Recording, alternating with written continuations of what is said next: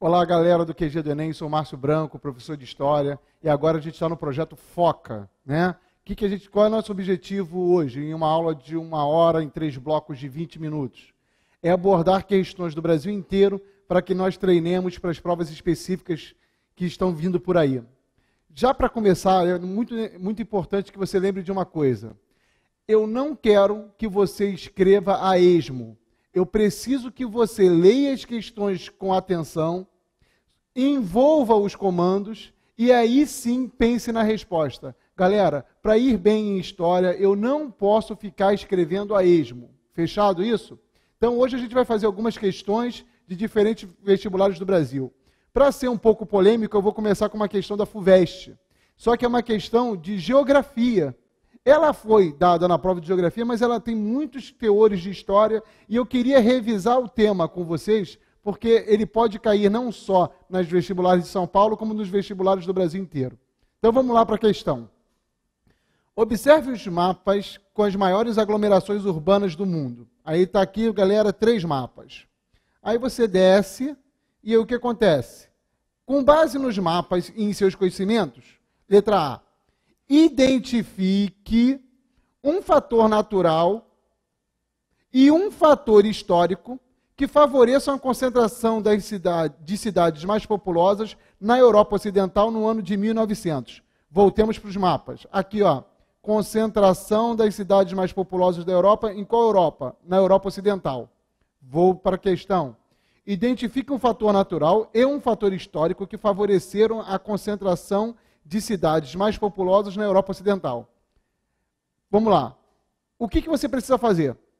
Responder tanto o fator natural quanto o fator histórico.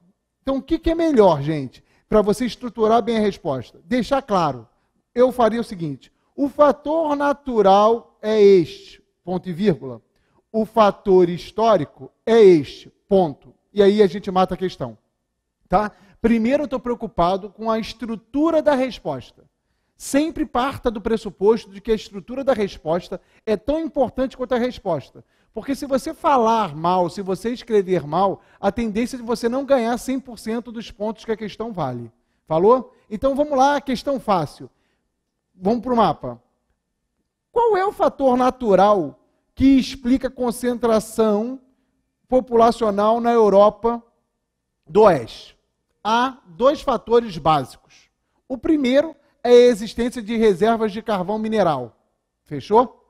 E o segundo fator é o clima. O clima da Europa Ocidental é menos agressivo do que o da Europa Oriental, o que faz com que o crescimento demográfico seja mais plausível. Então, eu dei 2 respostas para o fator natural. Para o fator histórico, a resposta é muito fácil. É a Revolução Industrial. A Inglaterra, ela foi o motor da economia mundial a partir do século XVIII e também na primeira metade do XIX, certo? E depois da Inglaterra vieram França, Alemanha, Bélgica, Holanda, todos aonde? Na Europa Ocidental. Então fechamos a primeira resposta, correto? Vamos lá para a letra B. Explique, então tem que ter uma explicação, o processo de urbanização mundial considerado no mapa 3. Como é o mapa 3? Mapa 3 aqui, está aqui, ó, mapa 3. Como é que está a industrialização mundial? Ela está dispersa, concorda? Ela está dispersa e foi por causa dessa questão B que eu quis fazer essa questão de história. O que a industrialização dispersa mostra? Ela mostra o mundo pós-plano Marshall. Ela mostra o mundo pulverizando o capital, né, naquelas transações transnacionais. Então, o que aconteceu na segunda metade do século XX? A Europa reconstruída e os Estados Unidos, muito fortes, exportaram capital para países subdesenvolvidos, gerando industrialização nos países subdesenvolvidos. E essa industrialização dos países subdesenvolvidos, depois, foi transposta pela mecanização do campo. Ambos os fatores explicam o crescimento das cidades fora da Europa Ocidental. Fechamos a questão?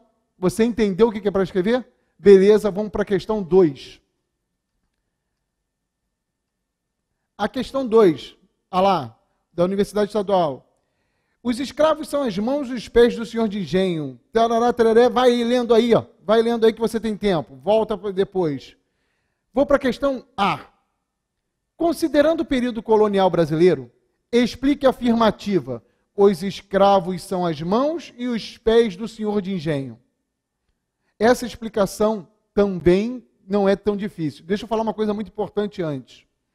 O Brasil é a maior nação escrava do mundo, correto? O número de afrodescendentes no Brasil até hoje é absurdo, correto? Então a escravidão é um assunto recorrente aonde quer que você esteja no Brasil. Aonde quer que você esteja, cara aluno, vai cair uma questão de escravidão, não tem como fugir. Então preste atenção. Por que o Antônio fala, os escravos são as mãos e os pés do senhor de engenho? Porque o senhor de engenho usa o escravo o tempo todo. O escravo é responsável pela preparação do solo, o escravo é responsável pelo plantio, ele é responsável pela colheita e ele também é responsável pela transformação da cana em açúcar, da transformação da cana em melaço. Então o escravo é a mão e o pé do senhor de engenho, porque o escravo é todo o processo produtivo dos canaviais brasileiros, tá bom? Beleza. Aí, letra B. Qual a posição assumida pelo padre Antônio frente ao tratamento dispensado aos escravos? Está no texto, mas eu não vou ler o texto com vocês não para não perder tempo. Tem uma questão que é muito importante. O Antônio é jesuíta. Como ele é jesuíta, galera? Ele tem uma preocupação muito estreita, tanto com os indígenas quanto com os africanos, correto? Caindo na prova jesuíta, o que você precisa lembrar? Que eles condenam a escravidão de quem? Do índio. O jesuíta condena a escravidão negra? Não. Mas ele condena o abuso, o excesso. Ele condena o suplício do escravo na mão do senhor.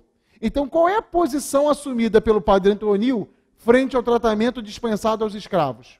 Não só o Antônio, como todos os jesuítas, condenavam os excessos da brutalidade, sem condenar a escravidão.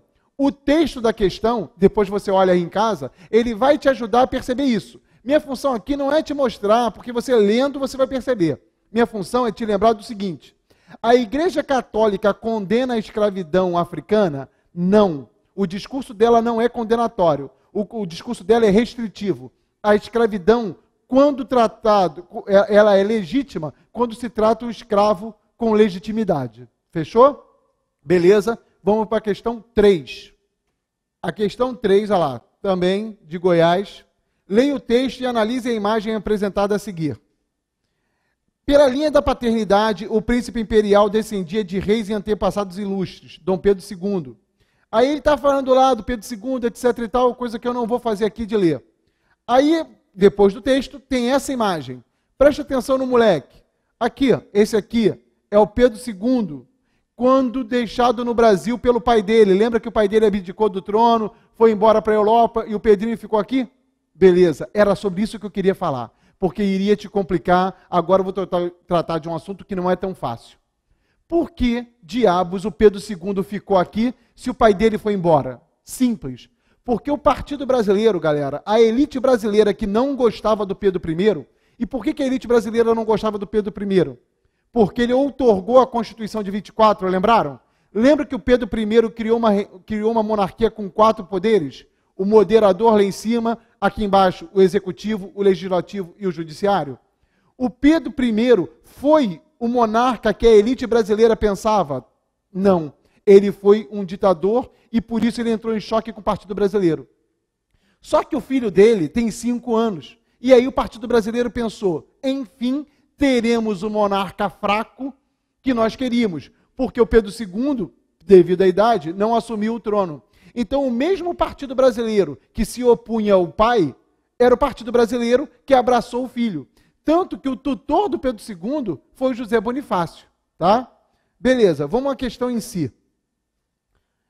Diante do exposto, com base nos documentos, explique a associação entre a linhagem familiar e as relações internacionais no Império. Repara o seguinte, o comando é explique a associação, ou seja, relacione. Sempre que houver relacione, você vai ter um ponto A e um ponto B. Fechamos? Qual é o meu papel? Ligar o A ao B. Qual é a relação que há entre a linhagem familiar e as relações internacionais? É o seguinte: como eu sou um nobre que caso com N famílias nobiliárquicas da Europa, o que acontece com o meu sangue azul? O meu sangue azul se torna mais azul, ou seja, eu me torno mais ou menos legítimo do meu cargo nobiliárquico, mais legítimo. E essa legitimidade vem do meu isolamento ou das minhas relações internacionais? Exatamente, das minhas relações internacionais. Então, explica a associação entre a linhagem familiar e as relações internacionais do Império. Qual é a questão? É dizer que os Bragança são fortes e legítimos no trono, porque a família Bragança tem inúmeras ligações de parentesco com as famílias nobiliárquicas europeias, inclusive ganhando direito à sucessão em determinados reinos. É essa a resposta. Não esqueça que eu estou te dando uma resposta que não serve para esta questão, serve para todas as famílias nobiliárquicas do antigo regime, por exemplo. Por que nobre casa com nobre? Para ampliar o poder político da sua família, para ter mais acesso a cargos. Fechamos? Beleza. Aí vamos para B. A B é a seguinte. De novo aqui, ó. Explique a associação entre a orfandade de Pedro II e a construção de um projeto de nação para o Brasil. Ih, agora pegou. Pegou porque talvez você não tenha nem entendido nada. Lê de novo. Explique a relação entre a orfandade de Pedro II e a construção de um projeto de nação para o Brasil. É o seguinte, galera. Por que o Pedro II ficou órfão? Porque o pai dele morreu? Não, porque o pai dele foi embora. E ele ficou órfão por quê? Porque ele quis ficar no Brasil? Ele não. Ele tem 5 anos. Ele não tem salvo-conduto. Ele não tem discernimento para decidir nada. Quem decidiu pela permanência dele? Foi o pai e o Partido Brasileiro. Por que ambos optaram pela permanência do moleque aqui? Porque o pai queria que os Bragança continuassem no trono brasileiro. E o Partido Brasileiro porque queria um monarca.